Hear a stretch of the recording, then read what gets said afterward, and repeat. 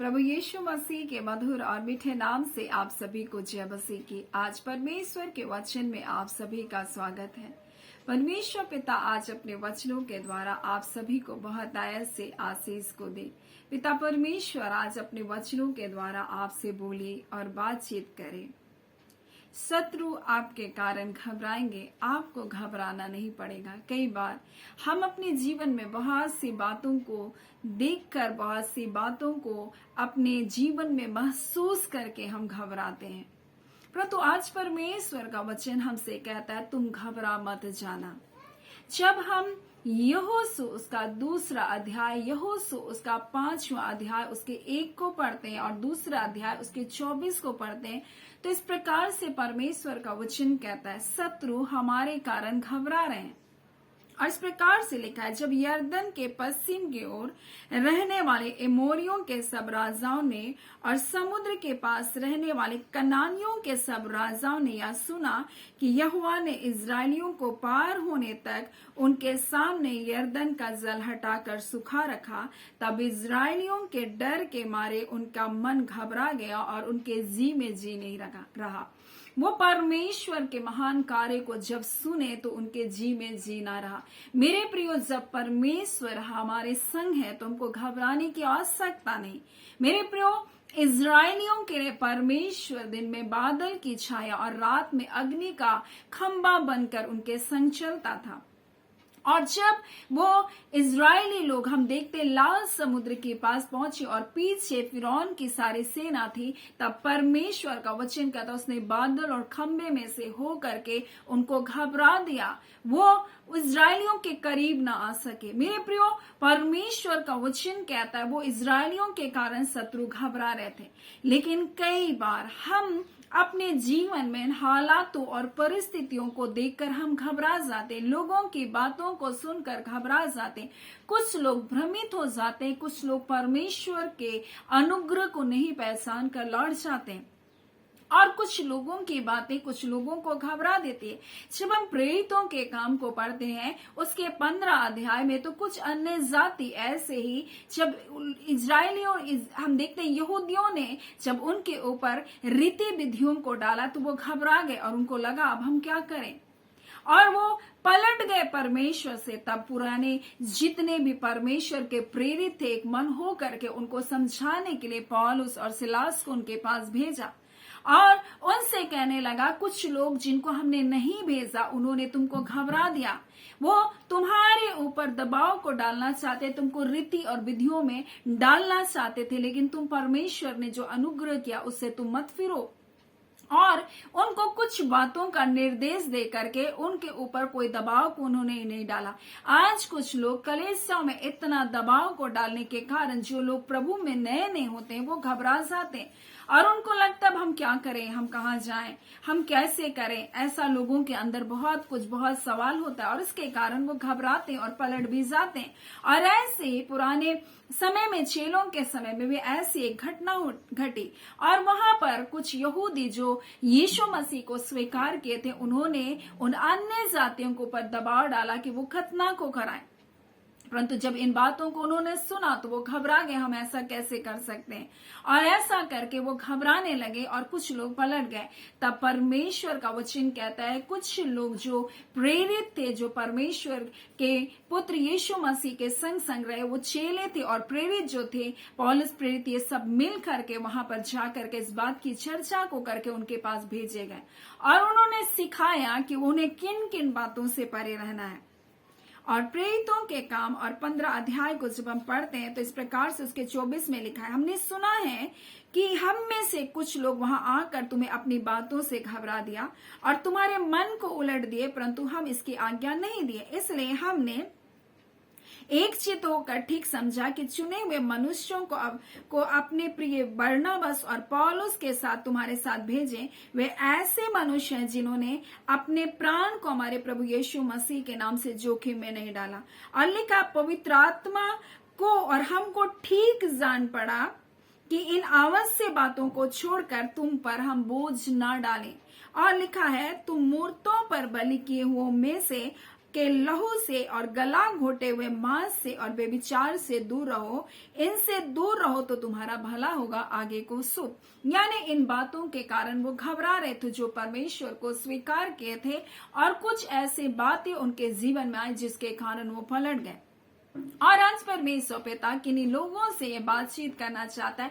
उनकी घबराहट का कारण ये भी हो सकता है कि वो लोग अपने जीवन में परमेश्वर के उसके बेटे यीशु मसीह को तो स्वीकार किया, परंतु कुछ ऐसी बातें उनके जीवन में आ रही है, जैसे कि बहुत लोगों को तुम ये मत पहनो, तुमको ऐसा नहीं पहनना है, तुमको ये नहीं करना, ऐसा बहुत सारे चीज उनके जीवन में थोपे जा रहे। परंतु वो एक ऐसे परिवार के साथ जुड़े हैं और उनको कई बार बहुत सारी ऐसी बातों का सामना करना पड़ता है जिससे वो अपने जीवन में एक द्वंद्व जैसी स्थिति में जीते हैं।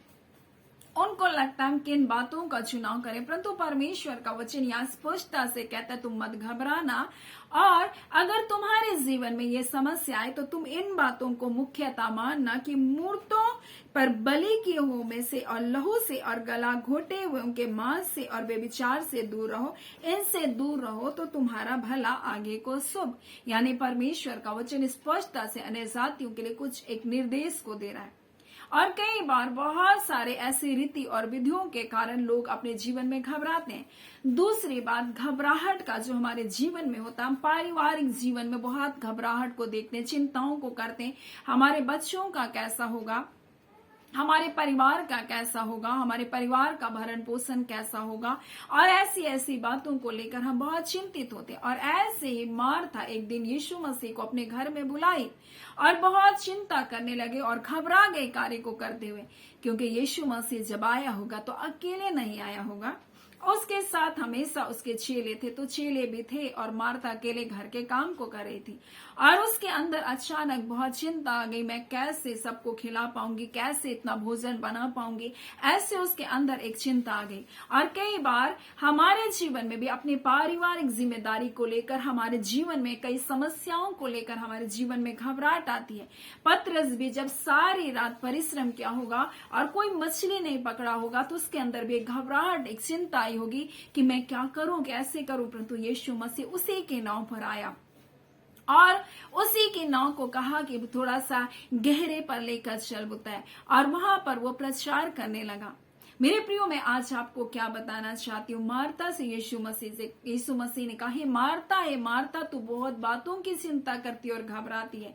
पतरस भी चिंता कर रहा था, परंतु मैं आज आपको कहना चाहती, जो आत्मा इजरायलियों की अगुवाई करता था, दिन में बादल की छाया बनकर, रात में अग्नि की ज्वाला बनकर, उसी परमेश्वर ने जो और एमोरियों के राजा, कनानियों के राजा के अंदर भय को उत्पन्न किया ताकि वो उन पर हावी ना हो सके, उन पर जय ना पा सके, वही परमेश्वर, आपका परमेश्वर, जिसने पतरस को कहा अपनी जाल को दाहिनी ओर डाल, गहरे में ले चल और जाल को डाल। रात भर परिश्रम करने के बावजूद कुछ नहीं मिला, परंतु यीशु मसीह के कहने पर जब उसने जाल को डाला तो मछलियां उसके जाल में बहुत भर गई। कैसे?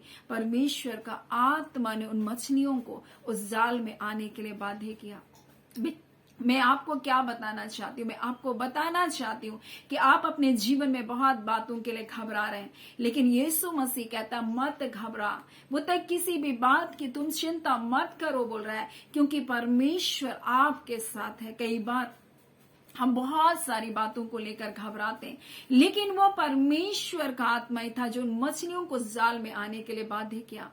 मेरे प्रियो, कई बार जब हम लड़ाइयों की चर्चा को सुनते हैं, हम जब आने वाले संकटों को सुनते हैं, हम देखते हैं कैसे लड़ाई हो रही है, कैसे जगह जगह भूइंडोल हो रहा है, कैसे एक्सीडेंट हो रहे हैं, कैसे प्रकृति आपदाएं आ रही है, कैसे हम देखते हैं कि कैसे पृथ्वी नाश की ओर जा रही है, और ऐसी चर्चा को सुनकर हम घबरा जाते हैं। और यीशु मसीह इसलिए पहले ही कह दिया था कि जब तुम इन बातों को देखो, लिखा है लूका 21 अध्याय उसका 19 में, जब तुम लड़ाइयों और बलवों की चर्चा सुनो तो घबराना जाना, क्योंकि इनका पहले होना अवश्य है, परंतु इन समय तुरंत अंत नहीं होगा। और इसलिए यीशु मसीह कहता है चौकस रहो, भरमाए ना जाओ, क्योंकि बहुत से मेरे नाम से आकर कहेंगे मैं वही हूं, और यह भी कि समय निकट आ पहुंचा, और तुम उसके पीछे मत चले जाना। और यीशु मसीह कहता है तुम मत घबराओ और तुम भरमाए मत जाओ, बोल रहा है, क्योंकि लड़ाई और बलवों की चर्चा सुनकर बहुत सारे लोग घबरा रहे, भ्रमित हो जा रहे हैं, झूठे बातों की ओर चले जा रहे हैं। और कोई कहेगा मैं वही हूं, तो उनके पीछे मत चले जाना। मेरे प्रियो, यीशु मसीह एक चेतावनी को दे रहा और चौकस रहो करके वो कह रहा है। क्यों? क्योंकि हम घबरा जाते हैं ऐसी बातों को सुन सुनकर, परंतु यीशु मसीह कहता मत घबराना।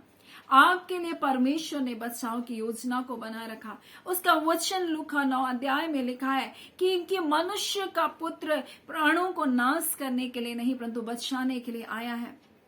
और जब आप नूह के जल प्रलय के समय की बात को आप देखेंगे, उस घटना को देखेंगे, तो आप देखेंगे किस प्रकार से उस जहाज में जानवर लोग अपने से आए परमेश्वर की आज्ञा को पाकर। कैसे परमेश्वर की आज्ञा को उन्होंने पाया? क्या सब जानवर नहीं पाए होंगे? कुछ ही जानवर क्यों कर पाए हैं? मेरी प्रिय, वैसे ही हम जब परमेश्वर की आत्मा के चलाए चलते हैं, परमेश्वर के बेटे और बेटियां, और वो अपने पिता के शब्द को पहचान लेंगे, और वो जानवर भी अपने परमेश्वर की आवाज को पहचानते थे, और वो जहाज की ओर आगे, और परमेश्वर ने उनको क्या किया? उस जहाज तक लेकर आया। उसी प्रकार से परमेश्वर कहता है तुम मत घबराओ। बोलते हैं तुम्हारे जीवन में जब जो चीज आवश्यक होगी वो तुम्हारे पास चली आएगी। परमेश्वर का आत्मा उसको अगुवाई करते हुए लेकर आएगा। इन जानवरों को किसने जहाज तक लेकर आया? परमेश्वर ने। उस मछलियों को पतरस के जाल में किसने जाने की आज्ञा दी? परमेश्वर ने दी। मेरे प्रियो, आज कई बार कई बातों के लिए हम घबरा जाते हैं, हम चिंता करते हैं, आने वाला संकट में हम कैसे बचेंगे। वो बचाव परमेश्वर की ओर होगा। परमेश्वर अपने लोगों को ऐसे बचाएगा। और कई बार लोगों की बातें हमें भरमा देती है, और हम सोचते हैं कि अब हम शायद परमेश्वर हमको प्यार नहीं करेगा, शायद मैं मेरे इस कार्य के कारण परमेश्वर मुझको छोड़ देगा। जैसे वहां पर वो अन्य जाति जो प्रभु यीशु को ग्रहण किए, वो घबरा रहे थे, वो सोच रहे थे अगर हम खतना नहीं करेंगे तो हम क्या करेंगे, परमेश्वर हमको नहीं स्वीकार करेगा। परंतु यहाँ पर जब परमेश्वर के प्रेरितों ने इन बातों को सुना, तब उन्होंने सही बात को उनको बताया। आज बहुत सारे लोग आपको भ्रमित करेंगे, आपके हृदय को घबरा देंगे, तुमको ये करना आवश्यक है, वो करना आवश्यक है। परंतु परमेश्वर का वचन क्या कहता है? हमारे ऊपर यीशु मसीह के कारण अनुग्रह के ऊपर अनुग्रह हुआ। आज हम परमेश्वर के संतान हैं मेरे प्रियो, हम उसके बेटे और उसकी बेटियां हैं। हम उस राजाओं के राजा के संतान, और उसका आत्मा हमारे जीवन पर उंडे लगाया। वो आत्मा जिसने इजरायलियों की सहायता किया, और उसके कारण बड़े बड़े राजा घबरा रहे थे। परमेश्वर ने उनके अंदर भय को उत्पन्न किया। वो परमेश्वर आगे चल करके यरदन की नदी को दो भाग कर दिया।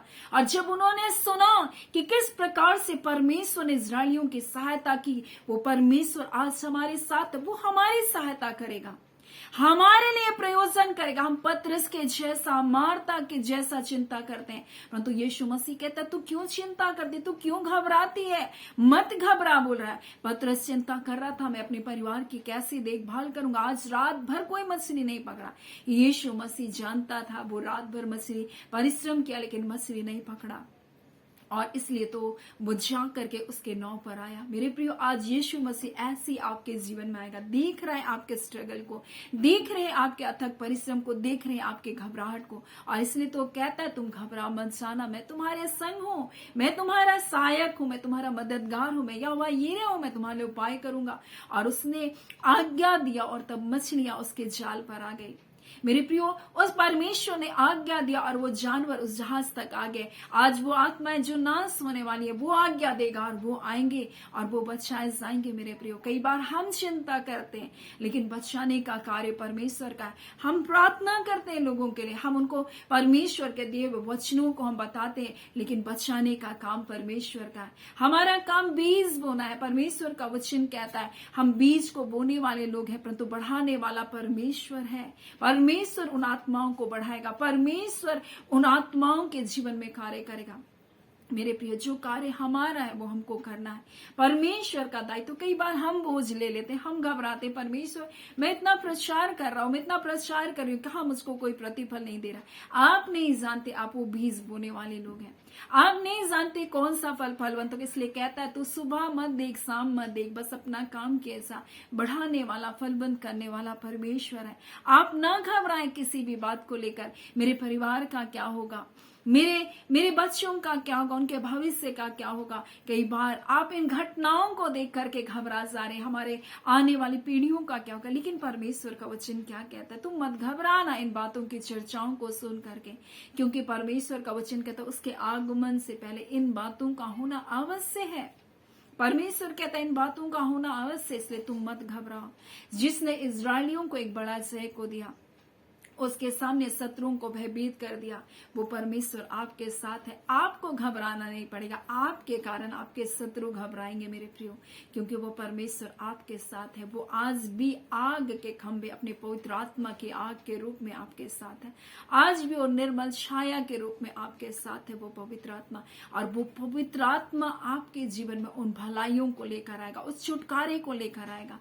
वो पवित्र आत्मा ही था जो उनको परमेश्वर का आत्मा ही था जो उनको अगुवाई करता उन जानवर को जहाज तक लेकर आया। क्या आपके लोग जो भटके हुए जीवन को जी रहे, एक जानवर के जैसा जीवन को जी रहे, आप कह रहे हैं वो तो उनके अंदर इतना क्रोध है, उन बच्चों के अंदर वो तो एक हिंसक जानवर के जैसा, कोई दया नहीं है ऐसे बच्चों के अंदर में, वो ऐसा जीवन को जी रहे। जब वो जानवरों को लेकर आया, वो परमेश्वर क्या उनके जीवन को नहीं बचा सकता। आपका विश्वास करना, उन लोगों को जो नाश हो रहे उनको लेकर आएगा, और परमेश्वर अपने बचाव के स्थान पर लेकर है, उनका भी उद्धार करेगा। आपका विश्वास आपके घराने के छुटकारे का कारण होगा मेरे प्रियो। सो परमेश्वर पिता इस वचन के द्वारा आपसे कहना चाहता, आप ना घबराए किसी भी बात को लेकर। परमेश्वर आपके संग है, उसका आत्मा आपके संग है। सो परमेश्वर पिता इन वचनों के द्वारा आप सभी के जीवन को बहुत आयत से आशीष को दे। आमीन। आइए हम प्रार्थना करें। धन्यवाद देते हैं जीवते सच्चे सामर्थी ना बदलने वाले हमारे बादशाह, युगान युग एक समान है पिता। परमेश्वर आपका प्रेम, आपकी करुणा, आपकी दया, आपका तरस परमेश्वर पिता प्रभु जी एक समान है पिता। आपका प्रेम ना बदलने वाला परमेश्वर पिता है प्रभु जी। आज उसी प्रेम उसी करुणा से भरकर पिता आप कृपा कर परमेश्वर, आज उन आत्माओं को परमेश्वर जो भटक चुके हैं प्रभु जी, आपके उस अनुग्रह के जहाज तक आने के लिए पवित्र आत्मा आप मदद कीजिए खुदावन, ताकि उनका जीवन बचाया जा सके। हाँ खुदावन परमेश्वर जो अब तक प्रयत्न करके प्रभु आज तक अपने परिश्रम का फल को नहीं देखे, जिस प्रकार से पतरस के जाल में प्रभु यीशु आपने उन मछलियों को आने का निर्देश दिया, आपकी आत्मा ने अगुवाई किया, ऐसी आशीष ऐसी भलाई इनके जीवन पर आने पाए खुदावन। मेरे प्यारे पिता हम आपका धन्यवाद करते हैं खुदावन परमेश्वर। आपने परमेश्वर पिता किसी भी प्रकार का बोझ को अपने लोगों को नहीं दिया। आपने कहा पिता परमेश्वर तो विश्वास करेगी और परमेश्वर की महिमा को देखेगी। आज इनका आपके ऊपर विश्वास करना प्रभु, अपने पिता की ओर अपने नजरों को उठाना परमेश्वर, आपको पुकारना पिता, इनके जीवन में जय और छुटकारे को लेकर आ रहा है पिता। हम आपका धन्यवाद करते हैं खुदा। आज परमेश्वर आपके प्रिय लोग अपने बीमारियों में आपको पुकार रहे पिता। आपने कहा संकट के दिन मुझे पुकार और मैं तुझको छुड़ाऊंगा। आपने कहा परमेश्वर मुझे पुकार और मैं तुझको छुड़ाऊंगा। आप वही छुड़ाने वाले परमेश्वर, आप बचाने वाले परमेश्वर, आप शत्रु के बीच में खड़े होकर उनको घबरा देने वाले परमेश्वर, अपने बच्चों को परमेश्वर यरदन से परमेश्वर सूखी भूमि में पार कराने वाले परमेश्वर। आज खुदा हर एक बाधा आपके वचनों की आगे दो भाग होता है, जैसे वाचा के संदूक के सामने हाँ खुदा यरदन की नदी दो भाग हो गई। आज इन वचनों के सामने परमेश्वर वो सारे बंधन परमेश्वर दो भाग किए जा रहे और अंधकार की शक्तियां तोड़ी जा रही है पिता, क्योंकि पिता आपने कहा परमेश्वर आपके बच्चे जब विश्वास करेंगे प्रभु जी आपकी महिमा को देखने जा रहे। रिबांदा खाला मेरे खुदावन जब ये आपको पुकार रहे परमेश्वर, आपने कहा परमेश्वर मैं तुझको छुड़ाऊंगा। आप कहते परमेश्वर प्रभु जी मैं तुम्हारा चंगा करने वाला परमेश्वर। आप कहते परमेश्वर पिता प्रभु जी मैं सूखी भूमि में जल की धाराओं को बहाने वाला परमेश्वर। आज इनका जीवन हो सकता है सूखा है प्रभु जी, हाँ पिता परमेश्वर, परंतु प्रभु जी आप जल की धाराओं को बहाइए। आज इनके सूखे भूमि को, सूखे जीवन को, सूखी हालातों को, परिस्थितियों को हरा भरा कर दीजिए पिता। आप इनके संग हैं, ये बात ये कभी ना भूलने पाए पिता। मेरे खुदावन परमेश्वर, आप अपने बच्चों पर तरस खाते हैं, करुणा करते हैं, दया करते हैं, और प्रति भोर परमेश्वर अपने लोगों के लिए आप एक नई भलाई को रखे, नई प्रेम को, आपका दिन प्रतिदिन आपका प्रेम आपके बच्चों के लिए नया होता है। इन भलाई को ये देखने सारे पिता, हम इस बात के लिए पिता आपका धन्यवाद देते हैं। सारी आदर महिमा खुदावन परमेश्वर यहोवा आपको देते हैं। धन्यवाद के साथ पिता प्रार्थना यीशु के नाम से मांगते हैं। दया सुन अनुग्रह से ग्रहण कर लीजिएगा, आमीन। परमेश्वर पिता आप सभी को बहुत ऐसी आशीष को दे, आमीन।